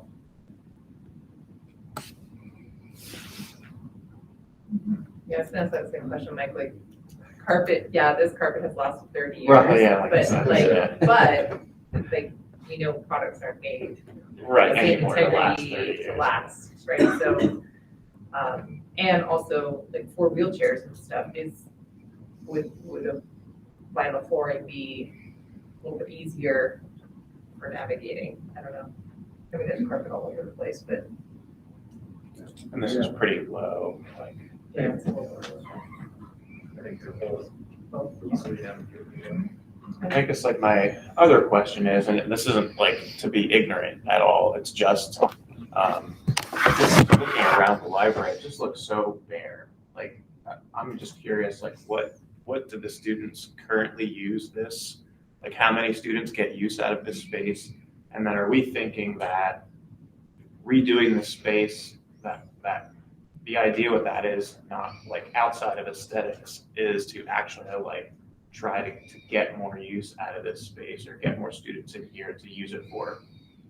I mean, that's part of what, obviously, the librarian is trying to draw more kids in for different reasons. Yeah. You know, it looks better during the day as far as its usefulness, I think, than it does here for all of us that are in the building. You walk in and there's kids at different tables all throughout this space that get pushed out for us here. You know, one kind of commitment is there was, you know, a lot of weeding of books that weren't used over the years, but you know, we are building back that book collection because, you know, that's the weeding just left to, and you only weed books that aren't getting taken out, so I mean, it's no harm there, but just trying to continue to, you know, make the library a live place where kids are doing a variety of different things. I'm looking to turn that back room in the corner there to a little bit of a studio. Mr. Chambers kind of working with Mrs. Westgate on that. So yeah, trying to bring students to the library for a variety of different reasons, but this looks better with students in it during the day. Yeah. And I just think in general, like, right, I haven't been to this high school in almost 25 or 30 years.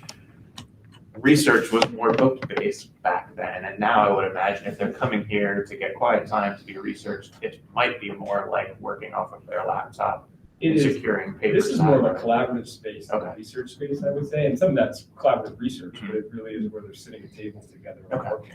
All right. There's several classes, you know, throughout the day. In here, both in that individual room, and then, you know, that's their entire room here. I know that's why that projector was actually down today.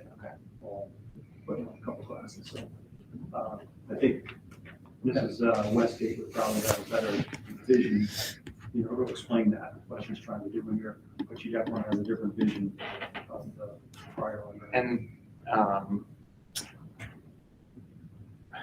are we mostly just kind of trying to spitball ideas, or are we trying to work from a particular budget, saying like, we're thinking we want to budget this much, what can we get done with $150,000 or whatever?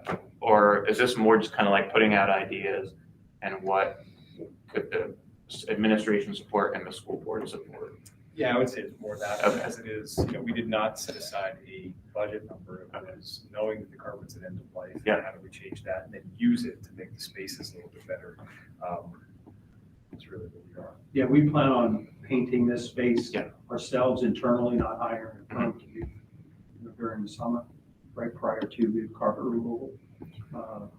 But I know she actually mentioned again, this has all changed since she's been here. We actually removed a couple things that were prior. I know it just looks different, but you know. So timeline wise, whatever we decide, I'm assuming they want to try to get it done this summer. So when do we need to like start making decisions on what we would tentatively approve or bring to a vote? I can ask that question tomorrow. He's coming here tomorrow, our Division 9 rep and the interior designer that drew those up.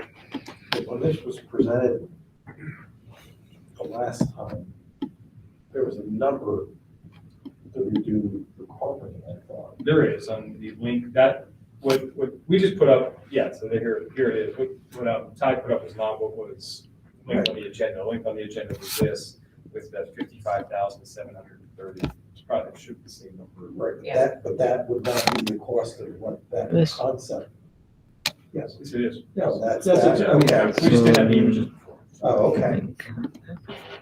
So that's his entire space. So would that have to go out there? They're CoStar's vendor, and I spoke to another CoStar's vendor, but they still have not provided me any quotes. That's CoStar, so we don't. Correct. Okay.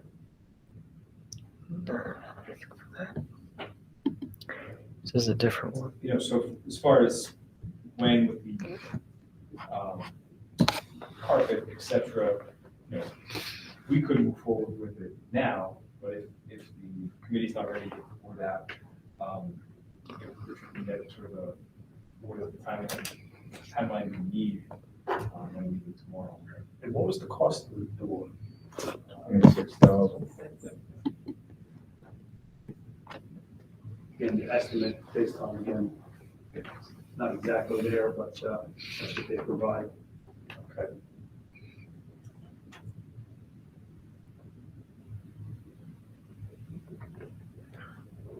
I mean, as to the door, I would want to know whether it would fit, whether. Yeah, the modification. Based on kind of the collective shaking of head agreements of the committee, we're going to gather some more information from that student experience. Okay. So, But, I mean, depending on the results of that, I would be open to looking at that. As to the carpeting, I'm okay with moving forward with that, but I'm not sure what the rest of the committee's thinking. Does anybody have any other questions? No. I have one question. I would have, there's nothing suggesting in what's been presented so far from the feasibility study suggesting that this library will be used for a space other than. no. There's actually, I mean, what we've talked about these books, there's very little focus on the high school, because the high school spaces are pretty well used for their purpose now. There's recommendations for upgrades to things but no change purpose. So.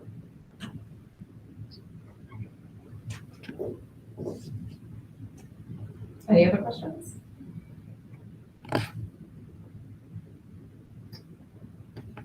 If not, we would be looking for a motion to move this project forward, and total cost being $55,730. That would be, there's adequate budget in the capital funds. Yes. Okay. So moved. Okay, and do we have a I'll second? second. Okay. All in favor? Aye. Okay. All right, sounds good. Next item on the agenda. Yeah, sorry. No. It's the Greenwich Elementary School school zone sign / signal flashers. So these are the signal flashers that blink and say it's 15 miles per hour during the time of day when students are coming and going through school. Richard's done a lot of research into the history of all this. They are ours.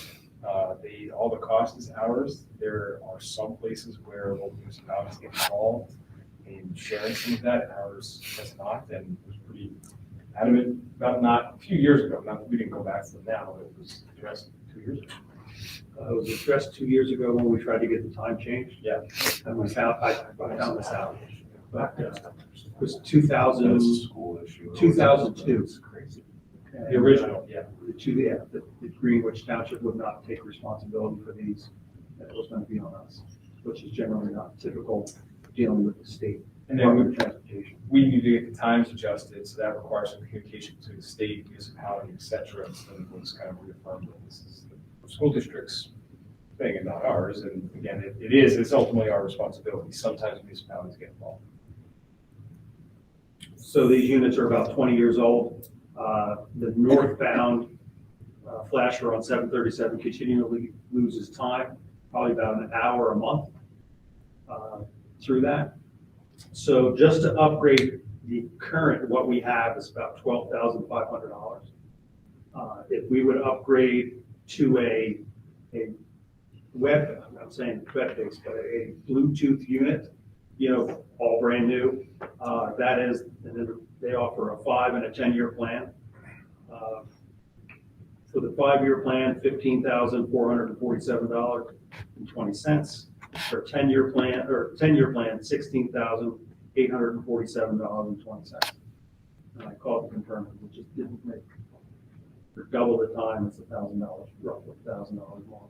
What was the cost of just doing the lights? Did you say 12? 12.5, and it's just putting the same type of system in there. So like today, time change, we had a call and asked them to come adjust it. Who does that? Telco, same company. And is there a cost every time they come for that now? They just come I down? guess we had some type of contract, I don't know if that's the part that we still can't find, because nobody has a paper contract with us. But they're willing to come Yeah. support. Okay. Come well, support. That's good. Yeah. But, you know, again, it's once a month and somebody has to tell us that it's continually losing time. So it's like a watch that is for the northbound unit. So this would be new, Complete. new, so. you know, Like we're new assuming- hardware and all. Yeah, we're assuming that the vast majority of the cost is in that, that's why the service plan.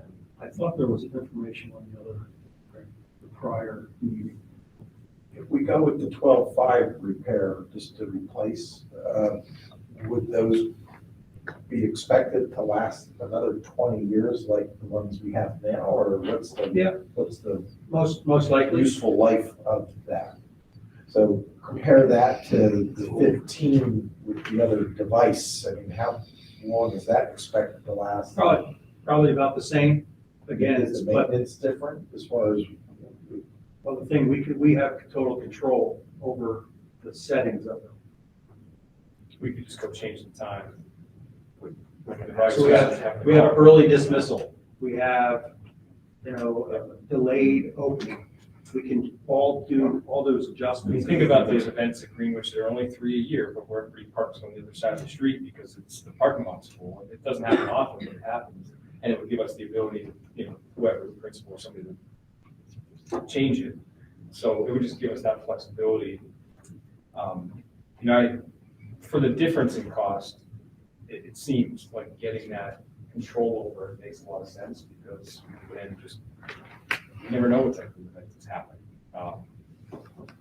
Where for the dismissal, there's an early dismissal, you know, and then you get those flashers. That's a roadway that gets more challenging every day, just with the truck traffic that's increasing and, you know. I was just gonna say, like, what makes that road different than like the roads in front of these schools? And it's just because there's more traffic and they're driving much faster, I would assume. Everybody's either coming off of or 278 in a hurry Yep. and it doesn't look, you know, it looks Yeah, you wouldn't think of a school. residential and Yeah. you see it, it's just.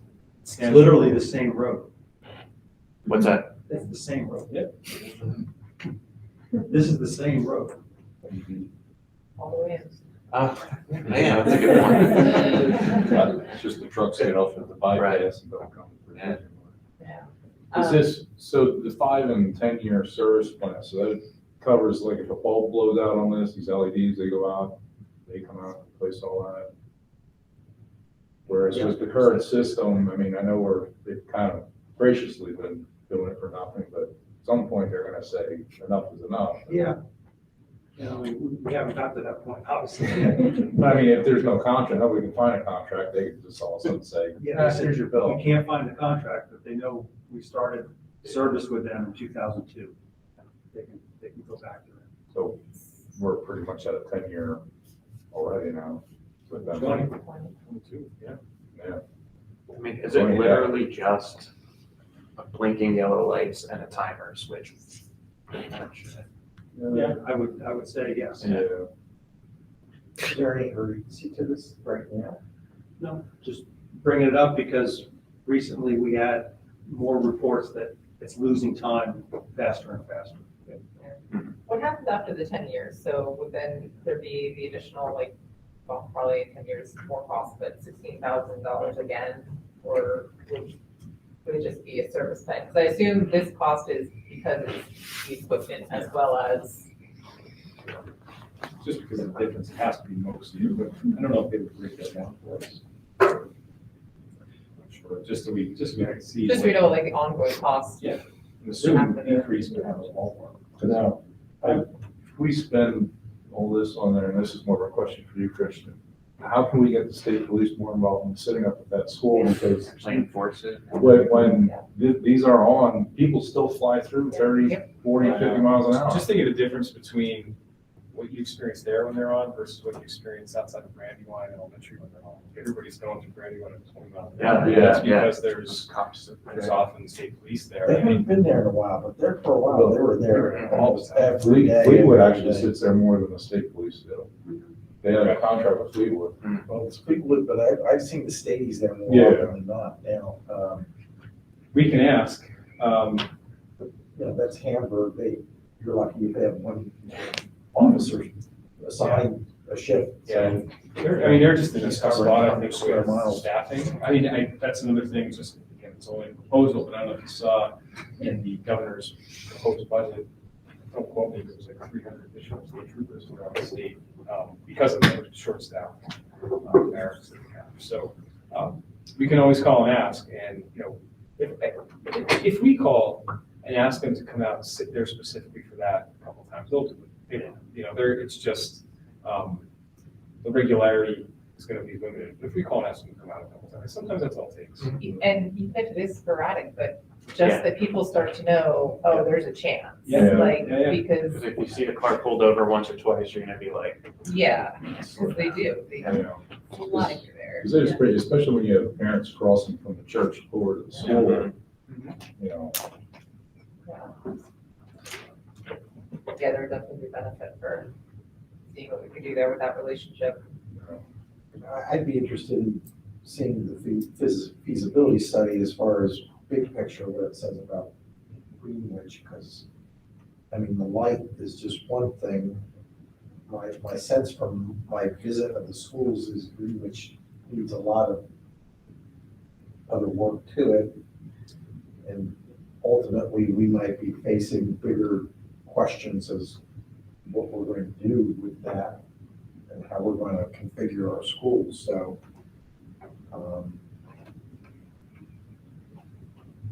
yeah, I'm kind of with Randy, like, if it's not an immediate need, if we could hold off on this till after we get the feasibility.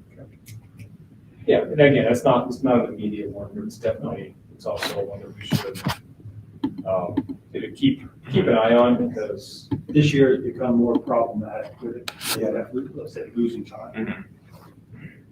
you know, what's nice is it's not in the building, because it's such an exterior thing, it's not even on the property, you could really do it in time. It's not a library project we can plan around the summer, you know, so, there is some more flexibility with that.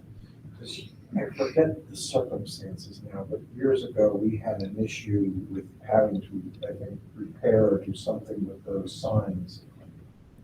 And it was right around the time that they were redoing, is that Warner Road, was the road that comes out there? Yeah, so there was some, so that's how long, you know, that's how many years ago now. Maybe 8 years ago, because they did that right before they started the main 78 project, so. Yeah, so, no, it's been 8, but it's been a while, because we had to do something with those signs then. And it was our responsibility. It is, I mean, even, you know, so that's, to not put Greenwich Township in bad light, like even, we talked with Max Atani at times with the Florida Bus Patrol, the issues of, you know, putting some additional signage up along 222, and that would have been our 222. It just falls on the district if you want to put flashers in. So. Because if they ever develop that section by Zelmware and put a mini mart in there or something else in there, they're gonna wanna put a light in there, right? There's gonna be all kinds of issues going on with that, because I'm sure the township doesn't want anything to do with having to take care of the light. Actually, the only thing they wanted right now is just a turning lane coming southbound on the Zettelmore. That's all the state was requesting. Even if they put a store there? Yeah. That was the letter that we received about a year and a half ago asking for that. That's what's holding up that store right now, is the owner of the land is trying to fight that with PennDOT, and I don't know where they are, but that's all it was, no light there, it was just a turn lane coming southbound on 737. I think they originally wanted a light. No, there's never talk of light there. The one question I have is, we should probably find out from them lead times for this, because if for some reason the one that is starting to fails, and we have to replace it, it'd be nice to know, like, are we looking at 2 weeks' time, 4 weeks, 2 months, kind of thing? Maybe if the state police would be willing, they could just park a cop car, like at school. They don't even have to put an officer there, and that by itself might be enough to slow people down. Would, but people quick pick that up real quick, though. Put a dummy in the driver's seat, maybe. I think there was a general consensus on monitoring, and finding a lead time was, you know, good, so we know what that response would be if the time comes, and we'll bring it back up in the future. The current device is not gonna start moving all this. Yeah. Well, and it's a safety issue, you know, we do whatever we can to try to slow people down. It functions fine right now, it's just interesting, it's the way it's losing time. There's quite a few calls. When does it only turn on for short periods of time, like bus drop off and pick up, and that's pretty much it? I feel like it doesn't flash during the day. No. Hour and 15 every day, but then again, when we have early dismissal. Yeah. So it's still going on at that standard Monday through Friday at that time. We can't change it to just be on during the whole school day? We have to apply to PennDOT for that. They would say no to that. Okay. There's not one school zone that's on all day long. Okay. That was the whole, you know, how we found this out, was when we wanted to adjust the time. Yeah. We had to go to Telco couldn't do it. Got it. And then we had to go to the township. Township said, no, that's yours, you own it. So. Okay. Richard, the southbound plate is still, Seems to be functioning fine. I only get reports of northbound. and this cost is replacing both. Yes. All right, any other questions or discussion? I just like to thank Richard and his team as always, but for kind of, you know, getting all this information, you know, Friday, taking care of power issues here. Working on it all day, frustrating, I think, still not completely know what the cause, but got the generator up and working. Got it up and running, we repaired it today. Yeah, repaired it today, and they've got the power back on. Hey, I don't remember the exact time, but it was Yeah, I was gonna say right before all the kids went home. the team here was very flexible, and, you know, it was, Mr. Flicker did it, as usual, triage and, you know, managing people into different spaces. So we could have everything going there. It was a half day and no function being served up. yeah, a half day, and, you know, you gotta remember on a half day, and, you know, 90 of our students are TCTC almost that entire time. You know, so it take a little bit less than a quarter of our population to out of the building. So that's helpful too. So there's still no thoughts as to what the cause was, like, or then fixed, because it worked on the generator? It's fixed, everything's fixed, but there's no, they didn't find a cause of what happened. Main switch gear for the fish tank lobby down to the gymnasium cafeteria. That was the same, actually, we do more during the summer when we have the borough and the wires. But the borough, we never lost power from the borough. I was great in contact with the borough right away. He can see that from his phone. He sees we never lost anything. Inside, you know, once we got everything back up, we didn't throw any fuses besides, you know, again, the main circuit breaker. So we got that back up and running, and then did an inspection.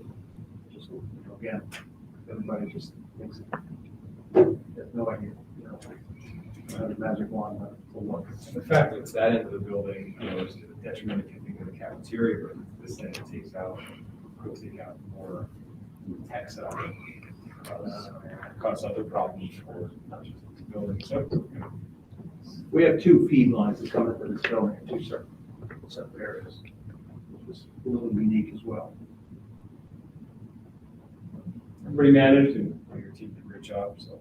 All right, yeah, thank you.